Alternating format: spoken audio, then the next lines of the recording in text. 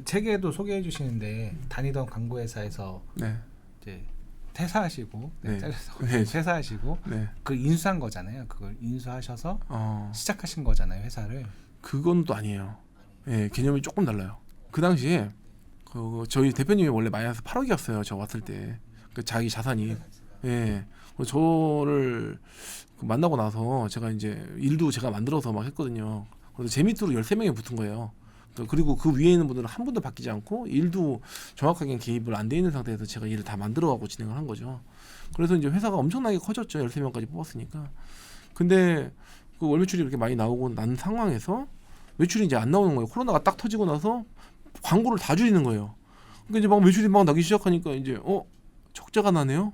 13명 왜냐면 인원수는 그대로인데 경상비 그냥 계속 들어가니까. 예, 다 들어가니까요.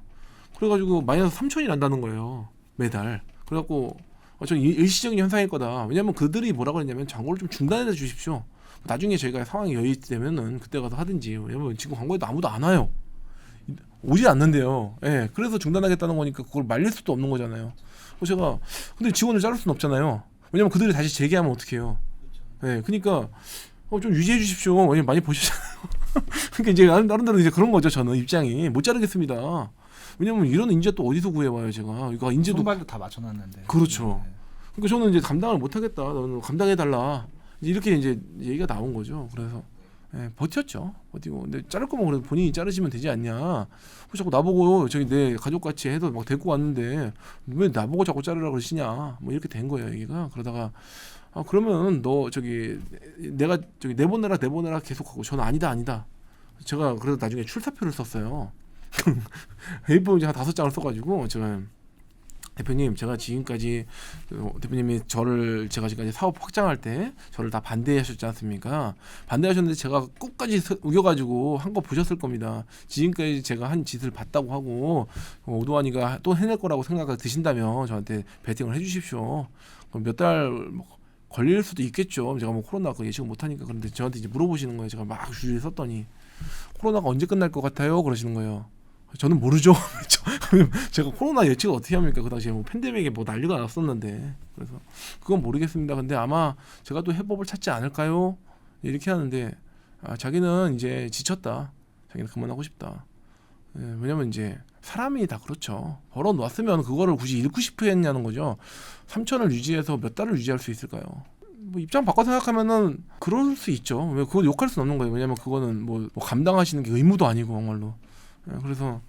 그래서 이제 그럼 다 나가라가 된 거예요. 그래서 그래 알겠습니다. 그랬는데 이제 마지막에 15일치 월급을 못 받았어요. 5월 15일이었는데 15일치 월급을 못 받고 그 제가 이제 집 팔았잖아요. 그 돈 갖다 제가 15일치 월급 주고 그러니까 뭐 이렇게 인수 개념도 아니고 다 데리고 시작한 거잖아요. 그 직원들 다 데리고. 맞아요. 근데 제가 그 시작할 때도 저는 스카우트 제의를 되게 많이 받았어요. 사실 5명만 데리고 와라. 뭐 5명 데리고 오면 자기가 다 인수해줄게. 왜냐면 저는 사업할 생각이 1도 없었거든요. 저는 이제 제가 맨날 지켜준다고 얘기를 했어요. 애들 지켜주겠다. 내가 남 이거 따라와 막 이랬는데 13명이잖아요. 근데 그거를 한번 버리면 그 뒤로는 그거를 제가 제 말 못 지키는 게 습관이 되겠는 거예요. 그래서 말한 거 지켜야 되는데 사람이 그렇게 간사하게 살면 안 된다. 막 이러다가 그래서 이제 시작을 했고 그래서 한 명을 안 자르고 그러니까 제가 보통은 몇 명은 잘라야 되잖아요, 사실. 한 2명이라도 유혹이 들잖아요. 근데 그것도 못 하겠는 거예요. 철학이 그게 아닌 거라서. 그래서 한 명도 안 자르고 제가 그대로 월급 다 주면서 창업을 하게 된 케이스라 뭐 인수하는 개념도 아니고 그냥 어떤 거였냐면 그냥 컴퓨터 버릴 건데 어차피 버려야 되잖아요. 거기 장비랑 철거비 나가고 하니까 제가 딜을 한 거죠. 철거비 나갈 돈으로 그냥 저 주세요. 그냥 철거는 제가 할게요. 이런 개념으로 시작된 거예요. 매달 적자 보면서 시작하셨잖아요. 시작부터. 이게 어떻게 안정화 됐는지 매달 3천씩 나오는 회사로 시작했는데 어떻게 해결하셨는지도 좀 궁금하거든요. 그 다음에는 잠을 안 자고 동전을 던졌던 것 같아요. 잠을 안 자고 동전을 계속 던지면 언젠간 서요, 얘가. 잠을 안 자고 동전을 계속 던졌다는 거는 광고를 줄 회사를 계속 찾아다니고 받을 때까지 계속 광고 마케팅을 하시고 그렇게 해서 그냥 성실성으로 그걸 채우신 거구나. 그것도 있는데 제가 이제 이런 게 있죠. 사무실을 이제 하고 나서 사무실을 옮길까 말까를 고민을 많이 했어요. 근데 옮기겠다라고 마음을 먹은 계기가 뭐냐면 원래는 이제 그 사무실을 그냥 써라 해서 철거는 제가 한다고 했고 그래서 옮겼는데 거기에 방을 만들어야겠는 거예요. 그래서 제가 지금도 그 방에 만들어가지고 그 제 집무실 안쪽에 방이 조그맣게 있어요. 원룸 뭐 이거 한 반만 요만한가 그런 정도 될 거예요. 근데 그런 방에서 제가 이제 먹고 자고 하면서 아예 그냥 그다음부터는 하루 종일 생각만 했던 것 같아요. 그리고 사람들의 분석도 하고 왜 성공하는 사람들은 어떻게 됐지? 경영은 경자도 모르고 제가 처음에 시작했을 때 제일 어려웠던 게 세금계산서 발행이었어요. 그러니까 이제 아무것도 모르니까 경영 쪽은 할 생각도 없었고 그래갖고 이제 뭐 세무, 재무 뭐 다 만난 거예요. 그냥 막 이거 만나고 저것도 만나고 계속 공부하고 막 그렇게 했던 것 같아요. 그러다 보니까 어느 순간 이제 돌아가는 거를 좀 알게 되고 간신히 조금씩 벗어났던 것 같고 사람들도 제가 지금까지는 그 정도까지는 안 했지만은 가가지고 막 빌기도 하고 원래는 빌진 않았거든요. 왜냐면 저도 직원이고 사실 직원일 때도 근데 무릎 꿇은 적은 있는데 직원일 때 가갖고 제가 거기 광고 써주시죠 뭐 이렇게 해본 적은 있는데 그 뒤로는 그런 적은 없었는데 그 뒤로 다시 그 일을 하기 시작했죠. 다시 좀 그렇게 하다 보니까 다행히 많이 도와주시더라고요. 많은 분들이. 그래서 살아난 것 같습니다. 지금. 회사를 그렇게 하나 하기도 힘든데 네. 지금 18개까지 늘려놓으셨잖아요. 이게 어떤 이유 혹은 과정 그리고 나름의 노하우 이걸 유지하는 것도 이게 엄청 쉬운 게 아닌 것 같거든요. 그런 것들도 좀 얘기를 해주시면 좋을 것 같아요. 사업이든 사람이든 성공하는 이제 그냥 네 가지 원리가 있다고 생각을 해요. 저는 이걸 굳이 비유하자 그러면 책상이라고 얘기를 하고 싶어요. 책상. 책상에 다리가 4개 있지 않습니까? 4개 있는데 이 다리가 하나쯤 없으면 어떻게든 발로 받쳐갖고 이쪽에다가 기대서 이렇게 없는 다리 빼고 이렇게 글을 쓰면 뭐라도 쓸 수 있잖아요. 그리고 한 다리가 2개가 없으면은 어떻게든 받쳐갖고 이렇게라도 쓰잖아요. 그냥 그런 것 같아요. 그러니까 뭔가 제대로 된 다리를 갖추고 시작하면 되는데 이 4가지가 하나라도 삐끗하면은 굉장히 좀 어려워지는 그런 삶을 겪겠더라고요. 사업을 겪겠더라고요. 그 첫 번째는 본질입니다.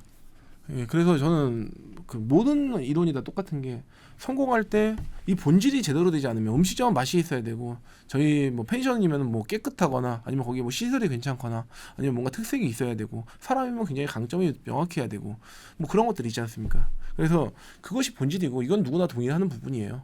근데 보통은 이것만 가지고 얘기를 해요.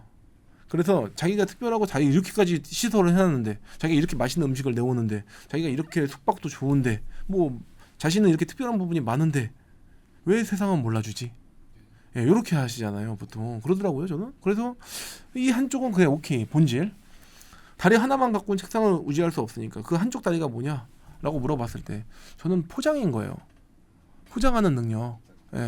그래서 우리가 경영하는 입장에서는 늘 포장비가 아까워요. 예를 들어서 이런 거죠. 우리가 사과를 만들어서 팔면은 그 사과값보다 박스값이 더 비싸다 그러잖아요. 우리가 선물 세트 하면 그렇죠.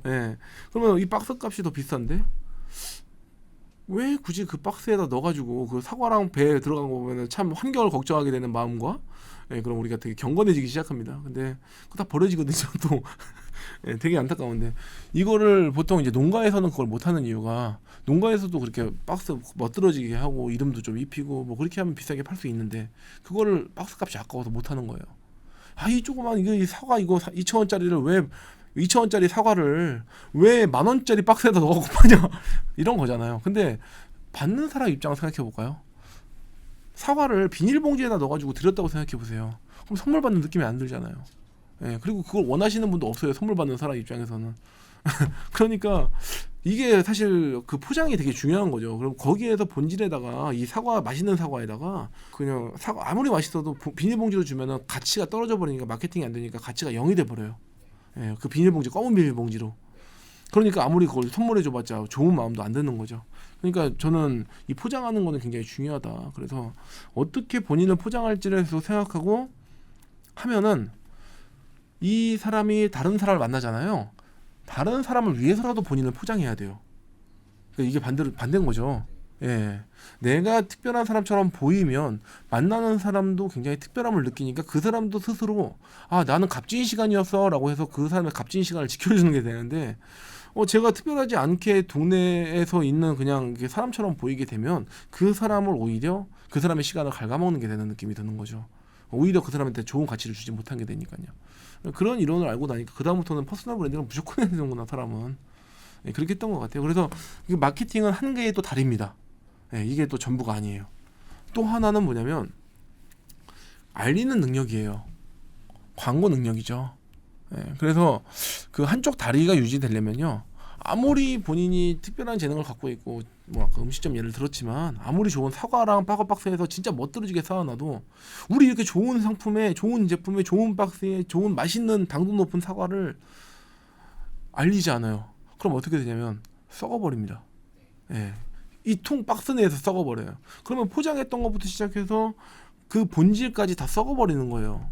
그러면은 결국은 뭐가 되냐면요, 그 박스까지 버려야 돼요. 그리고 나서 광고를 안 하기 때문에 어떤 느낌이 드냐면요, 난 안 되는구나, 난 여기까지였어, 아 이거 원래 안 되는 거야, 포장은 의미 없어, 이런 결론이 나와요. 그러니까 성급한 일반화가 빠지는 거죠. 그래서 참 안타까운 거예요. 그럼 이렇게 포장 잘해놓고 그 다음부터 뭘 해야 되냐면요, 광고로서 누군가에게 계속 알려주고, 야 우리 이렇게 좋은 게 있는데 계속 이게 이렇게 하고 다녀야 되는 거죠. 그렇게 했을 때 그 브랜드가 생기고 거기에 가치가 생기고 사람도 마찬가지로 가치가 생기고 뭐 그런 것 같습니다. 네, 그래서 저 같은 경우에도 사실 이제 뭐 다른 유튜브 채널이나 뭐 방송에도 굉장히 많이 나가면서 돈 많이 안 주시잖아요. 보통 다른 분들도, 예, 돈 거의 안 주셔도 그래도 굳이 나가서 이제 이야기하는 거는 누군가라도 계속 만나고 그거 하면서 이제 광고라는 느낌으로 사람들은 이야기 생각을 한다라는 거죠. 예. 그래서 근데 그렇게 출연하시는 분들 대부분 다 그런 원리를, 이렇게 원리를 공식으로 저처럼 얘기를 하지는 않고 그냥 어렴풋이, 예, 어렴풋이 그래야 될 것 같은데라고 해서 이제 다 움직이시는 거지 공식으로 누군가 정해놓진 않았어요. 예, 그래서 다음 책이 사실 브랜드 상대성 이론이라고 13가지 브랜드 법칙과 이 브랜드 상대성 이론을 다루는 그런 책을 또 낼 계획에 있고, 결국은 또 이런 거죠. 계속 이론을 만들어내고 원칙을 만들어내면 자기들만 쓸 것 같은데 제가 보니까 또 이것도 광고를 해야 되는 거예요. 보니까 자기들만 쓰면 자기 것만 되고 자기 노하우로 끝날 수 있겠지만 그거 만들어 놓은 거를 막 세상에 알려주는 거예요. 사람들이 알게끔. 그렇게 하고 나면 두 가지 효과가 있는데, 사람들이 많이 알아갖고 제가 브랜드, 이 사람 이거 잘하는 사람이라는 효과를 얻게 되고요. 또 하나는요, 이게 더 꿀팁인 것 같아요. 막 이렇게 알려주고 나잖아요. 그럼 다 오픈했잖아요. 제가 힘들게 막 개발했던 것들을. 근데 그 다음에 뭐가 되냐면 배수의 진을 치게 돼요. 다 알려줬으니까 제가 알고 있는 게 없잖아요, 이제. 그러니까 제가 다음 걸 개발해야 돼. 예, 그러니까 계속 그렇게 뭐 발전하는 게 아닌가, 예, 그런 생각을 또 해봅니다. 그래서 그렇게 하는 게 마지막 세 번째 다리고요. 마지막 하나는 제가 진짜 하기 싫었던 거예요. 진짜 하기 싫었던 건데 경영입니다. 예, 관리, 사람은 자기 관리가 되겠죠.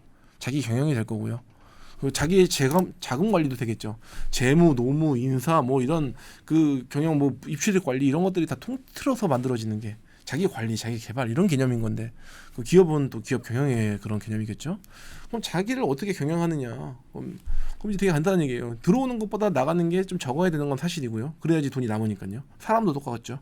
예를 들어 기업을 경영하면은 들어오는 것보다 나가는 게 많으려면 그 나가는 거에서 뭐 광고나 마케팅이나 본질을 향상시키는데 이 세 개를 똑같은 그 관점으로 두고 본질만 집중하지 말고 이 두 가지를 같이 집중을 할 수 있는 예산을 분배하는 거예요. 처음부터. 그러니까 처음부터 재무 구조를 짤 때 포장값을 아예 처음부터 빼놓지 않으면 그 포장값이 아까워갖고 도저히 못합니다. 나중에.